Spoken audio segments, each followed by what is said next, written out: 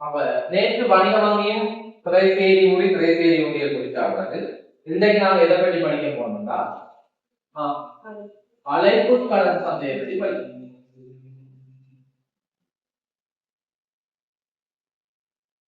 சரியான ஈஸியா இருக்கும். படிவாளி எடுத்துறீங்களா?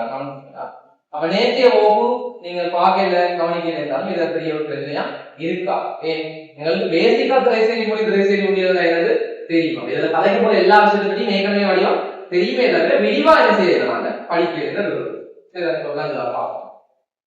அழைப்பு கடன் சந்தையை படிக்கிறது முதல் உங்களுக்கு தெரிஞ்ச 3 வணிக வங்கிகளை சொல்லுங்க. பிஓசி, ஹெச்என்பி, அவர் 3 வணிக வங்கிகள் சொல்லுவோம். அப்ப இந்த நாட்டில் உதாரணத்துக்கு தான் எனக்கு படிக்கிறோம். அப்ப நான் சொன்னா நாங்கள் ஏலவெல்ல படிக்கிறத விட யதார்த்தமா இருக்கிற நாணய கொள்கை என்பது சிக்கல் வருது. நாங்க கன்செப்ட் தான் நீங்க என்ன செய்யலாம் படிக்கணும். அப்ப நாம இப்ப இலங்கையில 3 வணிக வங்கிகள் தான் இருக்கிறோம். அந்த 3 என்னது பிஓசி, ஹெச்என்பி, கொமர்ஷியல் 3 வணிக வங்கிகள் இருக்கு. அப்ப நாங்க நேற்று படிக்கிறாங்க குறிப்பிட்ட ஒரு அளவு காசை திரவத்தன்மையாக வணிகங்கள் என்ன செய்ய வேண்டியிருக்கும், வச்சிருக்க வேண்டியிருக்கும். இது ஆக்ட் ரூல்ஸ் அடிப்படையில இலங்கை மத்திய வங்கிட்ட ரூல்ஸ் அடிப்படையில் ஏன் அந்த திரவத்தன்மையாக காசை வச்சிருக்கிறோம்? வைப்பு செய்தவர்கள் நாங்கள் வைப்பு செய்த காசை எப்போ வேணாலும் திருப்பி வந்து என்ன செய்யணும். அப்ப நாங்க எல்லா காசையும் கடனா கொடுத்துட்டோம்டா அவன் வந்து கேட்கலங்கிட்ட கொடுக்கறதுக்கு என்ன இருக்காது காசு. அப்ப இலங்கை மத்திய வங்கி சொல்லும் நீங்க திரவத்தன்மையாக ஒரு குறிப்பிட்ட காசை என்ன செய்யணும் வச்சிருக்கோம். எப்படி திரவத்தன்மையாக வச்சிருக்க வேண்டிய காசு அந்தந்த வங்கிகள் ஏற்றுக்கொண்ட வைப்புக்கு ஏற்ற மாதிரி கூடலாம் குறையலாம். ஆனா நாங்க பொதுவாக நிரந்தரமான அமௌண்ட் எடுப்போம். அப்ப எல்லா பேங்கும் 500 கோடி ரூபாவை என்னவாக வச்சிருக்க வேண்டும், திரவத்தன்மையாக வச்சிருக்க வேண்டும். அதாவது இந்த காசு கட்டாயம் பேங்க் கையில இருக்க வேண்டும். மக்கள் வந்து 1000 கோடி வைப்பு செய்யணும்னாலும் நீங்க எவ்வளவு கையில வச்சிருக்கணும், 500 கோடியை வச்சிருக்கோம். மிச்சம் 500 கோடியை தான் வணிக வங்கி கொண்டு என்ன செய்யலாம், கடனாக கொடுக்கலாம். இன்னொரு அளவு கொடுக்கலாம். ஏன்னா டிபாசிட் என்னதுக்கு அப்படின்னா காசை கொடுக்கலாம். அதுக்காக வச்சிருக்கிற காசுக்கு பேர் தான் என்னது திரவத்தன்மையா வச்சிருக்கிற காசு.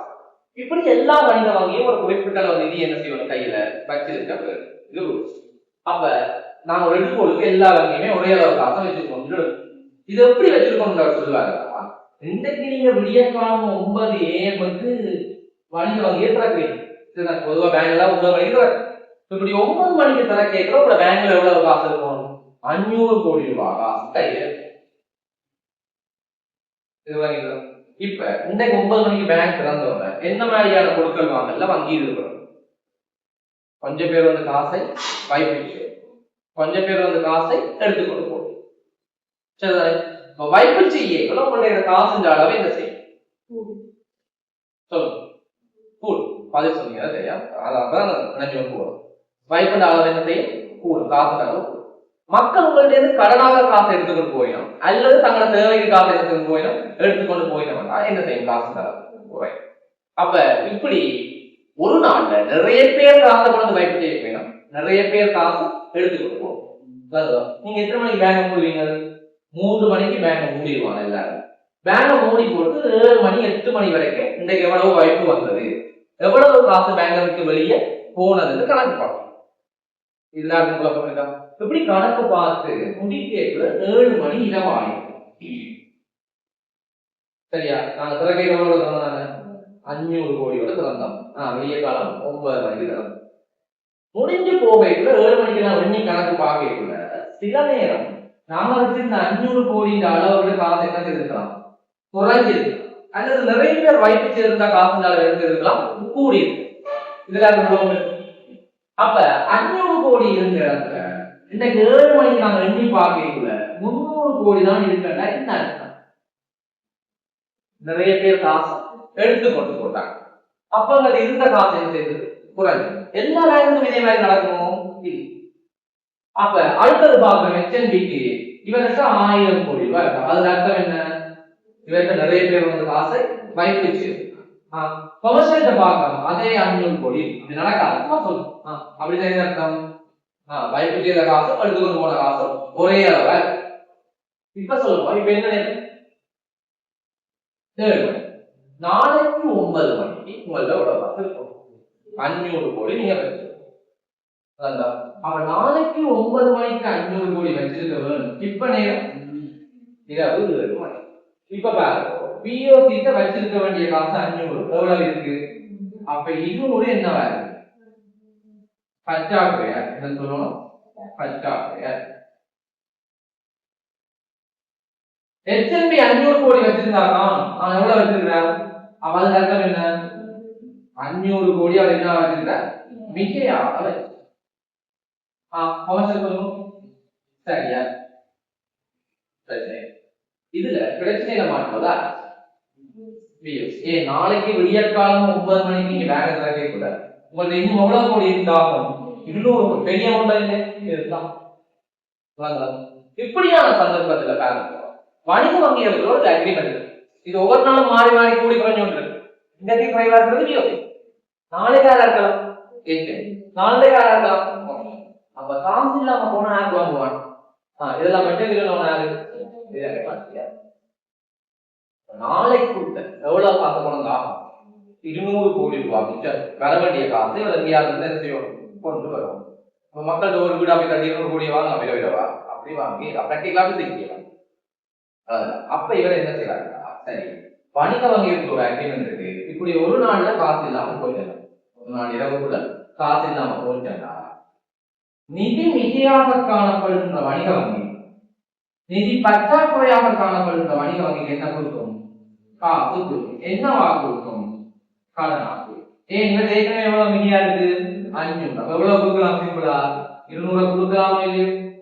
நாளைக்கு இவருக்கு ஒரு பற்றாக்குறை வரைக்கும் பிஓசி தன்னோட மிகை இருந்தா கொடுக்கும், அல்லது கமர்ஷியல் மிகை இருந்தா கொடுக்கும். இப்படி இவைகளோட ஃப்ரெண்ட்லியான அக்ரிமெண்ட்.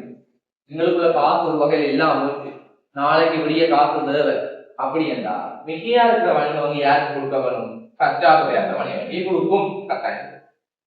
இதுக்கு நட்பு அக்ரிமெண்ட். அப்ப இந்த கடனை கொடுக்கக்குள்ள என்ன உடன்படிக்கையின் அடிப்படையில் குறிப்பிடா? இவ்வளவு காசு அவங்களுக்காக நீங்க திருப்பி எத்தனை நாள் தரணும்? 7 நாட்களுக்குள் தர. அப்ப இப்ப யார் வாங்குறது? பிஓசி வாங்குறது. அந்த 200 கோடி எவ்வளவு நாள் கொடுக்க முடியும்? 7 நாள். திருப்பி யாருக்கு கொடுக்கணும்? HNB கொடுக்கணும். இதுக்கு வட்டி இல்லை. இப்படி இந்த 7 நாள் கொடுக்குறாரு கடன், வணிக வங்கிகளுக்குள்ள காசு கைமாட்டின கடன். இந்த கடனுக்கு என்ன இல்லை?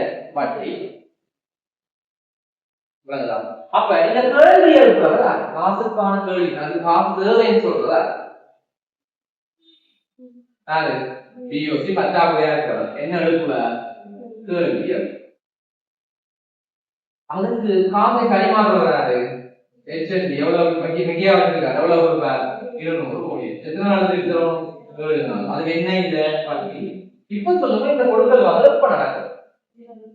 இரவு 7 மணிக்கு, அடுத்த நாள் விடிய 9 மணிக்கு முடியுது. அப்ப இது இரவுல நடக்கிற கொடுக்கல் வாங்கல். அதனால இந்த கொடுக்கல் வாங்கல் ஓரிரவு கொடுக்கல் வாங்கல். என்ன சொல்றது? ஓரிரவு கொடுக்கல் வாங்கல். சரியா? இல்லாட்டி அழைப்பு கடன் கொடுக்கல் வாங்கல். என்ன சொல்றது? அழைப்பு கடன் கொடுக்கல் வாங்கல். ஏன் அழைப்பு கடன் கொடுக்கல் வாங்கல் பேர் இருக்கு? இப்ப இரவுல கொடுக்கல் வாங்கல் நடக்கிறபடியே ஓரிரவு கொடுக்கல் வாங்கல். அப்ப அழைப்பு கடன் கொடுக்கல் வாங்கல் பேர் இருக்கு. கேள்வி எழுப்புறது பிஓசி, அதுக்கு பதில் கொடுக்கிறது HNB. அதனால இந்த பேர் அழைப்பு கடன் கொடுக்கல். இப்படி வணிக வங்கிகளுக்கு, அதாவது நிதி பற்றாக்குறையா இருக்கிற வணிக வங்கிக்கும் நிதி மிகையா இருக்கிற வணிக வங்கிகளுக்கும் இடையில காசு கடனாக கைமாற்றம் பண்றதுக்கு பேர் அழைப்பு கடன் கொடுக்கல் வாங்கல். அது இடம்பெற்ற சந்தைக்கு பேர் அழைப்பு கடன். இப்ப உங்களுக்கு வரைவிலக்கணத்தை பார்க்கணும். இது விளங்கிட்டு எல்லாரும் வரைவிலக்கணத்தை பார்த்து செக் பண்ணி போவோம். காரணம் அழைப்பு கடன் சந்தை இருக்கானோ? ஓகே, வணிக வங்கிகளுக்கு இடையில் குறுங்கால கடனுக்கான கேள்வி மற்றும் கடன் வழங்கல் இடம்பெறும் சந்தை இதுவாகும். அப்ப கூட செக் பண்ணுவோம். சொல்லுவா முதல்ல இருந்து எப்படி வணிக வங்கிகளுக்கு இடையில். அப்ப பிஓசி குறுங்கால கடனுக்கான கேள்வி. அப்ப யார் கேள்வி எழுப்புறது? பிஓசி. யார் கடன் வழங்குறது? சரியா? வணிக வங்கிகளுக்கான கேள்வி கடன் வழங்கல் இடம்பெறும். இடம்பெறுகின்ற சந்தை தான் என்னதான்? அழைப்பு கடன் சந்தை. அடுத்த பத்தியில விரிவா விளக்கு என்ன விளக்கம் விரிவா கொடுத்திருக்கிறார்? திரவத்தன்மை பற்றாக்குறையுடைய வணிக வங்கிகள். அவ்வாறு கேள்வி எழுத்தவர் யாரு?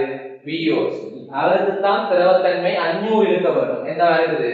200 பற்றாக்குறையா இருக்கு. அப்ப திரவத்தன்மை பற்றாக்குறையாக இருக்கிற வணிக வங்கிக்கும் திரவத்தன்மை தேவைப்பாட்டினை நிறைவு செய்வதற்காக மிகையான திரவத்தன்மை உடைய எவ்வளவு திரவத்தன்மை தேவைப்பாடு?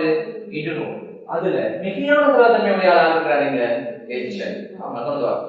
மிகையான திரவத்தன்மை உடைய வணிக வங்கிகளில் இருந்து அந்த வணிக வங்கி இங்க இருந்து 7 நாட்களுக்கு அல்லது அதனை விட குறைவான காலத்தில் கடனை மீளச் செலுத்தும் அடிப்படை. அவன் இப்பதான் சொன்னான் எத்தனை நாள்ல கடனை கொடுக்கணும்? 7 நாள் அல்லது அதுக்கு குறைவு. 7 நாள் என்ன செய்யக்கூடாது? தாண்டக்கூடாது. அடிப்படையில் எந்த ஓர் பிணைகளும் இன்றி. அப்ப என்ன இருக்காது? பிணை ஒன்றும் இல்லை. உங்களுக்கு வட்டியே இல்லாம என்னதாக கடன் தான். பிணைகளும் இன்றி பணத்தினை கடனுக்கு பெறும் நடவடிக்கை என்னவா? அழைப்பு கடன் கொடுக்கிறது. அப்படியே இருக்க சொன்ன விளக்கம் அப்படியே என்னவா இருக்குது? நோட்ஸாவே. அப்ப அழைப்பு கடன் கொடுக்குறவங்க என்ன? இந்த கொடுக்கல் வாங்க இடம்பெறும் சந்தை அழைப்பு கடன் சந்தை. அப்ப அதான் இக்கொடுக்கல் வாங்க இடம்பெறும் சந்தை அழைப்பு கடன் சந்தை எனப்படும். இருக்கு இது ஓரிரவு கொடுக்கல் வாங்கலாகவே இடம்பெறும். அப்ப ஏன் ஓரிரவு கொடுக்கல் வாங்கல பேர் வந்தது? இரவு 7 மணிக்கு பிறகு இடம்பெற கொடுக்கல் வாங்க. அதனால ஓரிரவு கொடுக்கல் அல்லது அழைப்பு கடன் கொடுக்கல். அது இடம்பெற சந்தை அழைப்பு கடன்.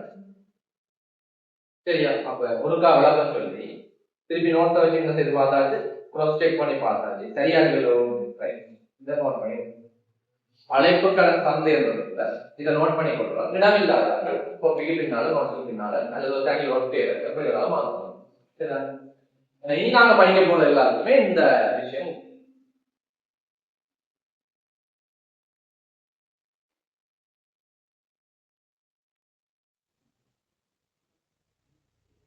சரி கவனி.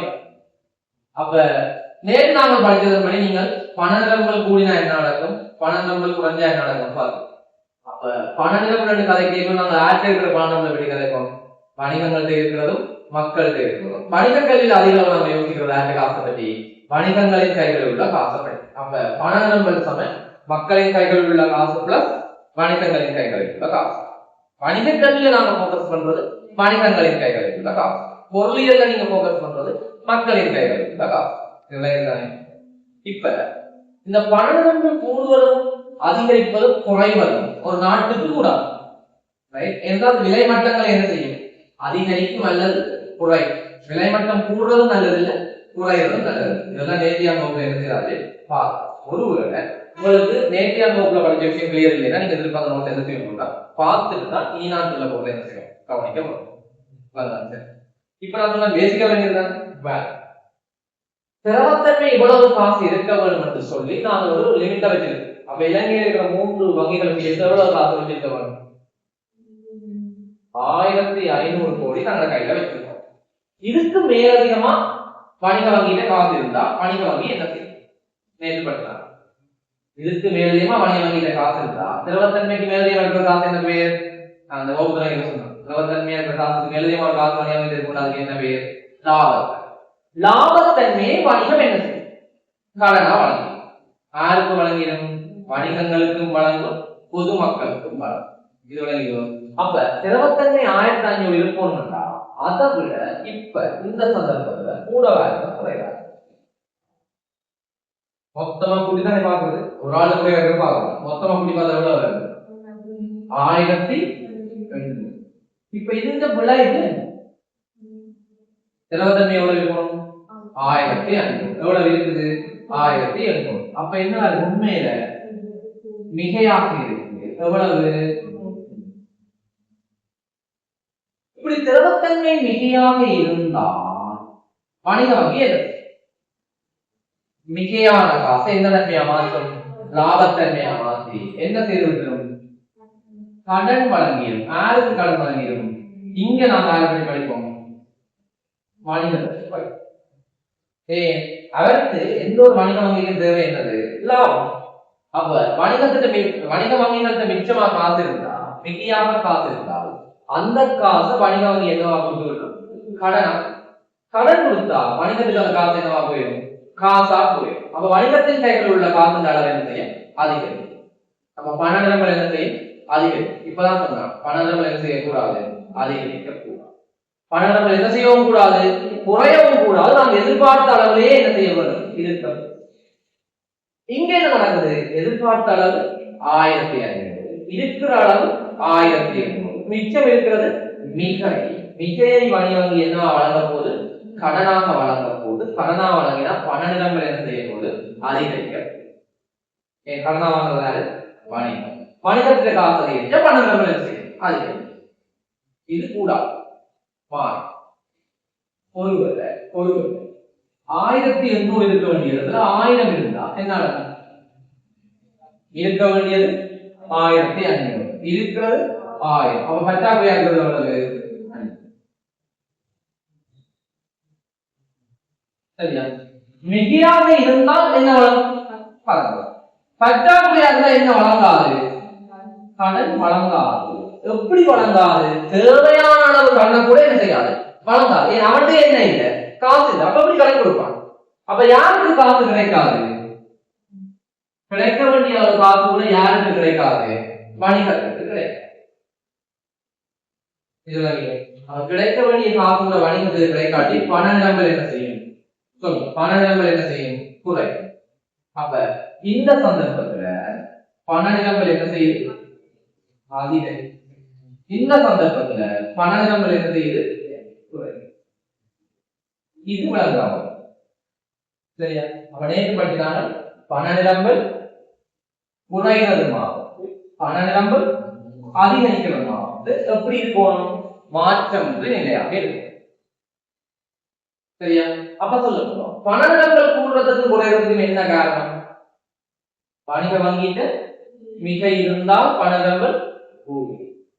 வணிக வங்கிட்ட பற்றாக்குறை இருந்தால் பண நிலம்பல் குறையும். அப்ப இவற்றை மிகை இல்லாம பண்ணிவிட்டா அல்லது பற்றாக்குறை இல்லாம பண்ணிவிட்டா இவற்றை என்ன அதிகரிக்காது? பணங்கள் அதிகரிக்கவும் மாட்டுது, பணங்கள் குறையவும் மாட்டுது. இது ஆற்றவே பண நிலைமை கண்டுபிடிக்கிறது ஆற்றவே இல்லை. இப்பதான் படிச்சாங்க ஆற்றவே இல்லை. இலங்கை மத்திய வங்கி. இது அடுத்த இப்ப பண நிலைமைகள் ஒவ்வொரு என்ன முதலாவது சந்தர்ப்பம் ஒன்றுல பண நிலைமை என்ன இருக்கு? மிகையா. சந்தர்ப்பம் 2ல என்ன இருக்கு? பண நிலங்கள் பற்றாக்குறையா.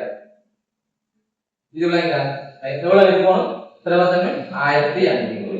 அதை விட கூட வாழ்க்கைக்குள்ள மிகை, அதை விட குறைவா இருக்கைக்குள்ள பற்றாக்குறை. இது கிளியரா? இப்ப ரெண்டுமே இருக்கக்கூடாது. அப்ப ரெண்டையும் சரி செய்யறது ஒரு முறை எப்படி இருப்பாங்க. இப்ப இலங்கை மத்திய வங்கி தனக்கு காசு தேவை என்றால் யாருக்கு வாங்கணும்? வணிக வங்கிகள் வாங்கணும். வணிக வங்கி என்ன வச்சிருக்கிற காசு வாங்கணும்? வணிக வங்கி மிகையாக வச்சிருக்கிற காசை தான் யார் வாங்கணும்? இலங்கை மத்திய வங்கி வாங்கணும். எப்படி வாங்கணும்னு ஏற்படுத்தாங்க. எப்படி அந்த காசை வாங்கணும்? என்னத லாபத்தன்மையிலிருந்து என்ன கொடுத்து என்னதை வாங்கணும்? பிணை பத்திரத்தை கொடுத்து என்னதை வாங்கணும்? காசை. அப்ப இங்க எவ்வளவு மிகையா இருக்கு? 300. இதை என்ன வாங்கிடுற? காசா வாங்கிட்டு இதுக்கு பதிலாக கொடுப்போம். என்னதை கொடுப்ப? என்னதை கொடுப்ப? பிணை பத்திரத்தை.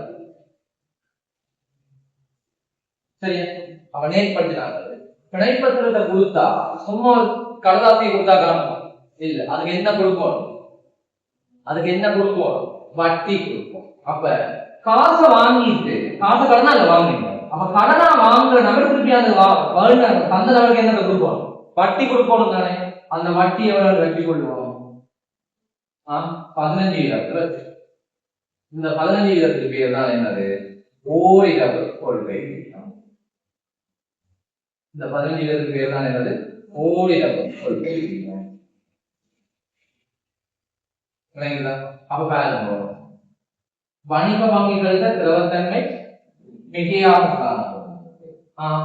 மத்திய வங்கி பிணைப்பத்திரங்களை வழங்கி காசை கடனாக பெற்றுக்கொள்ளும். எதை வச்சு? ஓரிரவு கொள்கைகளை வச்சு. மற்றது மாறினாங்க எப்படி? வணிக வங்கிகள் என்ன இருக்கு? காசு பற்றாக்குறையா இருக்கு. அப்ப காசு திருப்பி வாங்க போறோமோ? இல்ல, காசு என்ன செய்யப்படும்? காசு என்ன செய்யப்படும்? கொடுக்க. சரி, காசு சும்மா கொடுப்போமோ? இல்ல, அவள் என்னத்தை வாங்கிட்டு அவள் ஏற்கனவே வச்சிருக்க சொல்லுங்க பிணை பத்திரத்தை வாங்கிட்டு. யார் வாங்கும்? இலங்கை மத்திய வங்கி பிணையாக வாங்கிட்டு அதுக்கு பதிலாக என்னத்தை கொடுக்கும்? காசை. என்னவா கொடுக்கும்?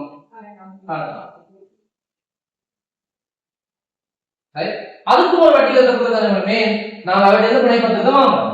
மத்திய வங்கி அதுக்கு என்ன கொடுக்குது? காசை கொடுக்குது. அவ கடனா கொடுத்தா அவர் இப்ப எங்களுக்கு என்ன தரும்? அதான் வணிக வங்கி நாங்க என்ன கொடுப்போம்? அவருக்கு வட்டி கொடுப்போம். யாருக்கு கொடுப்போம்? எங்களுக்கு காசு தாரு இலங்கை மத்திய. அதுக்கு ஒரு வட்டி ஃபிக்ஸ் பண்ணதாங்க. இதுக்கு பேரு என்னன்னா ஓரிரவு கொள்கை.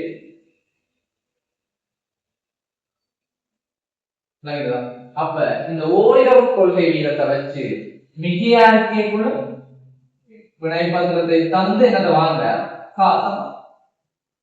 பற்றாக்குறையா இருக்கைக்குள்ள பிணைப்பத்திரத்தை வாங்கிட்டு காசை தான். மிகையா இருக்கையும் எதை வச்சு தான் வாங்குற? ஓரிரவு கொள்கை வீதத்தை. பற்றாக்குறையா இருக்கையும் எதை வச்சு தான் கலந்தார? ஓரிரவு கொள்கை.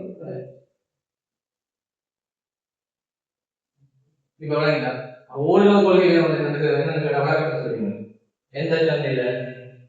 அழைப்பு கடன் சந்தையில எல்லா வங்கிகளையும் காசு மிகையா பிணைப்பத்திரங்களை வழங்கி காசை வாங்குறதுக்கு பயன்படுத்துற விதம் என்னது?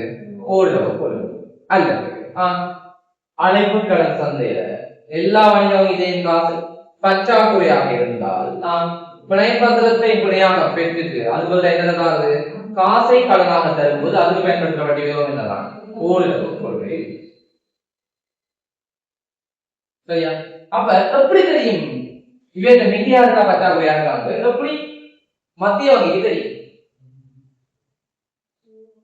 வணிக வங்கியில காசு இல்லை என்பது யாருக்கு தெரிஞ்சிடும்? இலங்கை மத்திய வங்கிக்கு தெரிஞ்சிடும். மிகையா இருந்தாலும் யாருக்கு தெரிஞ்சிடும்? இலங்கை மத்திய வங்கிக்கு தெரிஞ்சிடும்.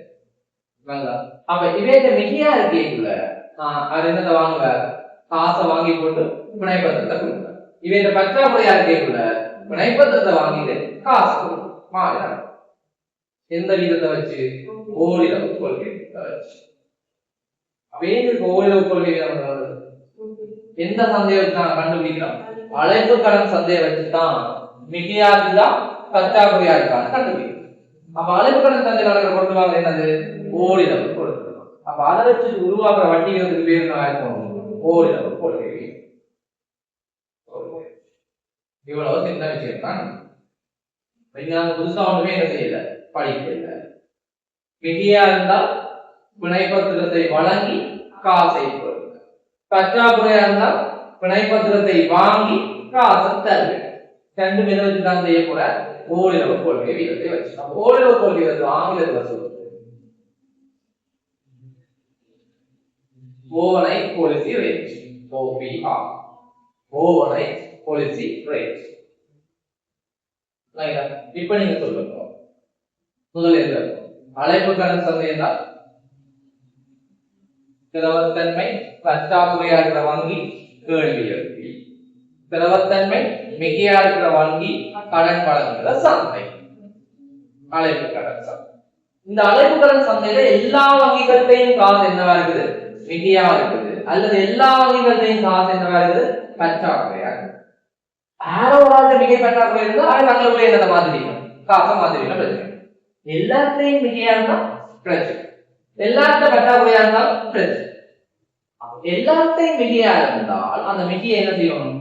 இல்லாம எல்லாத்தையும் பற்றாக்குறை இருந்தா அவைக்கு கொஞ்சம் காசு கொடுக்கும். மிகையா இருக்கிறத இல்லாம செய்யறதுக்கு என்னதை வழங்கணும்? பிணைப்பத்திரத்தை இலங்கை மத்திய வங்கி வழங்கி அவை மிகையா இருக்கிற காசை வாங்கி எவ்வளவு காசை வாங்கும்? 300 கோடி ரூபாய் காசை வாங்கி. எதை வச்சு? ஓரிரவு கொள்கை வீதத்தை வச்சு. இப்ப முதல் அவைகளை வாங்கி வச்சிருக்கணும், பிணை பத்திரத்தை வாங்கி வச்சிருக்கணும். இப்ப இதே என்ன காசு சேரணும் பற்றாக்குறையா கேட்கல, இதை பிணை பத்திரத்தை வாங்கி வச்சிருக்கணும். அந்த பிணை பத்திரத்தை இலங்கை மத்திய வங்கி தான் வாங்கிட்டு ஈடாக அது பதில என்ன கொடுக்கும், காசை கடனாக கொடுக்கும். அதுக்கு எனக்கு தான் பாவிக்கும் ஓரிரவு கொள்கை. இப்படி மிகையாழ்க்கைகளையும் பற்றாக்குறையாழ்க்கைகளையும் பிணைப்பத்திரங்களை பரிமாற்றத்துக்கு பயன்படுத்துற லேட்டஸ்ட் இப்ப பயன்படுத்தப்படுற வீதத்துக்கு பேர் தான் என்னது, ஓரிரவு கொள்கை வீதம். இந்த ஓரிரவு கொள்கை வீதமே அந்த பெயர் வந்தது அழைப்பு கடன் சந்தையில் இடம்பெற்ற பொருட்கள் வாங்கலுக்கு பேர் ஓரிரவு கொள்கை வாங்கல். இந்த பொருட்கள் வாங்கலை வச்சுதான் மிக இருக்கா பற்றாக்குறையாக்க யார் கண்டுபிடிக்கிறார், இலங்கை மத்திய வங்கி கண்டுபிடிக்கிறார். அதனால அது அந்த வட்டி வீதத்துக்கு பேர் என்னது, ஓரிரவு கொள்கை வீதம். ஓரிரவு கொள்கை வீதத்தை என்ன செய்வாங்க கேட்டா, பிணை பத்திரத்தை வழங்கி காசை கொடுக்கும் அல்லது பிணை பத்திரத்தை வாங்கி காசை கடனாக கொடுக்கும்.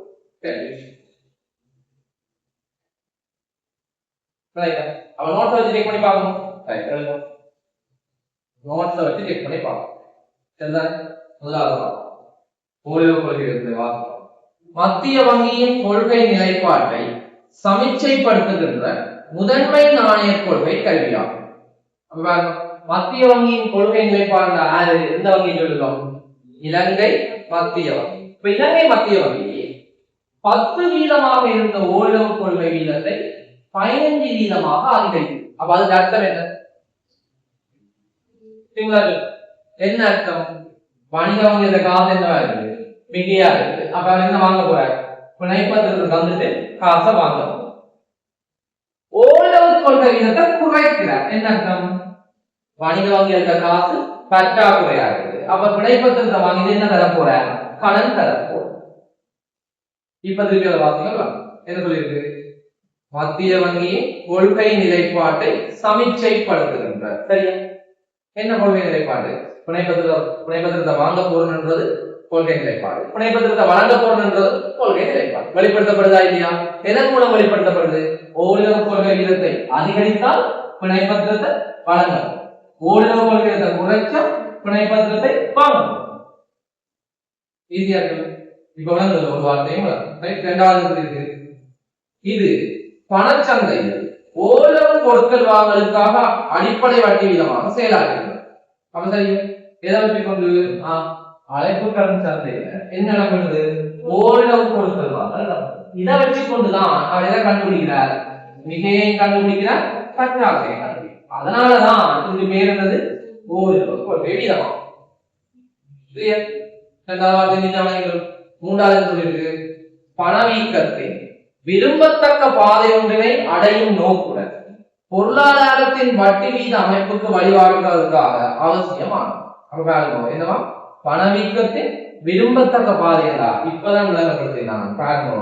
பண நிரம்பல் குறையவும் கூடாது, பண நிரம்பல் கூடவும் கூடாது. அப்ப பண நிரம்பல் எப்படி இருக்க வேணும், நிலையாக இருக்க வேணும் என்பதுதான் என்ன அந்த விரும்பத்தக்க பாதை. அப்ப அது நடக்குது பார்ப்போம். இப்ப என்ன இருந்தது, காசு மிகையாக இருந்தது, இனி இருக்கா, அப்ப பணம் என்ன செய்யாது, அதிகரிக்கும்.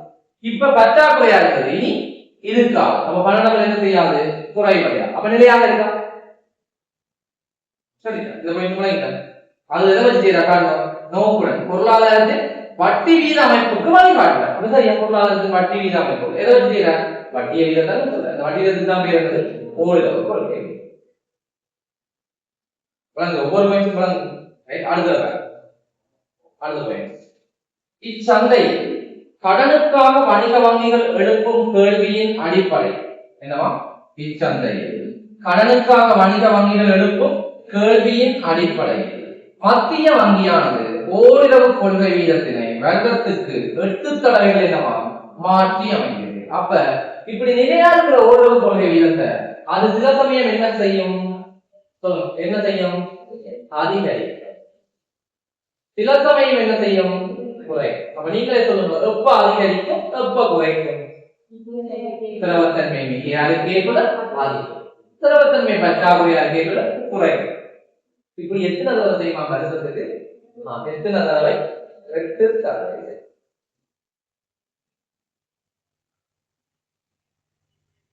இதுல ஏதாவது உருவாக்கங்களுக்கு விளங்காத திருப்பூர்கான பாத்தீங்கன்னா நீங்களே பாத்தீங்கன்னா உங்களுக்கு இன்னும் நீட்டா எழுதுறீங்கன்னு சரி மடிவா பிளான் பண்ணி எழுதுவோம் சரிதானே ரைட் அடுத்த சொல்லியிருக்கா அதுதான் கேரம் ரைட் அதான் அடுத்ததாப்பா ரைட் எவ்வளோதையும் எழுதி நோட் பண்ணிக்கலாம் சார் நீட்டா எழுதி இருக்கணும்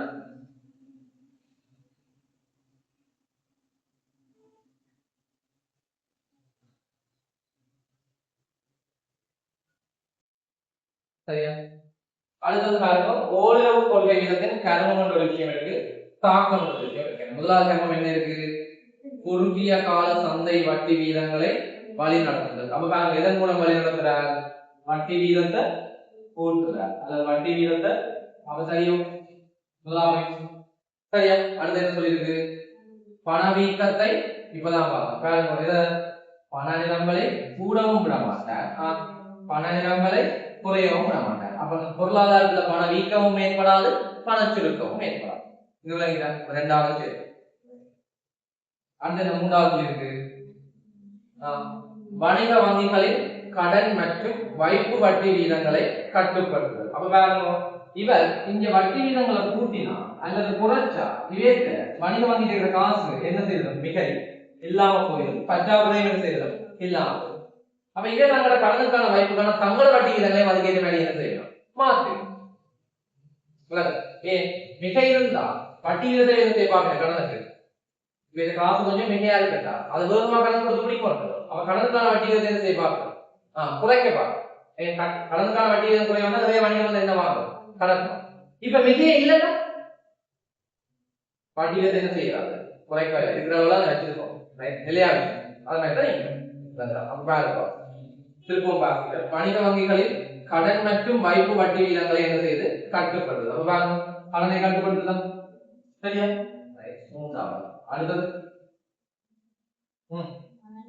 பண நிலங்களை ஒழுங்குபடுத்துது இப்பதான் பாருங்க பண நிலங்களை கூட்டவும் கூடாது குறைக்கவும் கூடாது சரியா திருப்பி சரியா அடுத்து என்ன சொல்லியிருக்கு பொருளாதார நிலைப்புத்தன்மையை பேணுதல் அப்ப இப்பதான் கேட்கிறாங்க பண நிலங்கள் கூடினாலோ குறைஞ்சாலோ விலையும் என்ன செய்யும் கூடும் அல்லது இப்ப கூடவும் மாட்டுது குறையவும் மாட்டுது நிலையா இருக்குண்டா விலையும் என்னவா இருக்கும் நிலையா அப்ப 5 விஷயம் தெரியாது அப்ப ஊழல் கொலையிலிருந்து கருமக்கள் உங்களுக்கு இதை வச்சே விளங்குதான் இல்லை சும்மா வாசிக்கும் ஃபுல்லா விளங்கு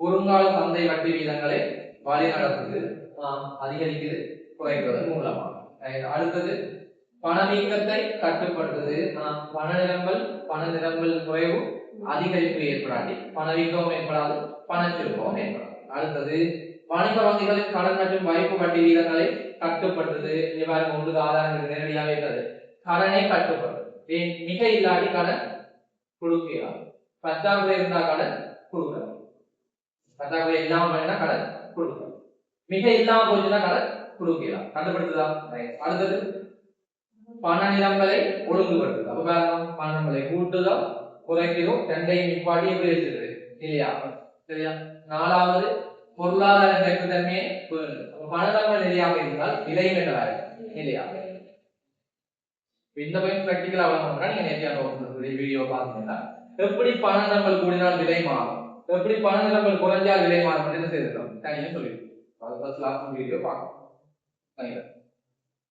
நேற்று வந்தாங்க இதுவும் ஒரு வீடியோ சரியா அடுத்தது தாக்கம் சொல்லி ஈஸி தாக்கம் ரைட் பேரப்போ ஏற்கனவே படிச்சதான் சொல்லிட்டு போறேன் வாஜியம் போறவே முதலாவது சொல்லியிருக்கு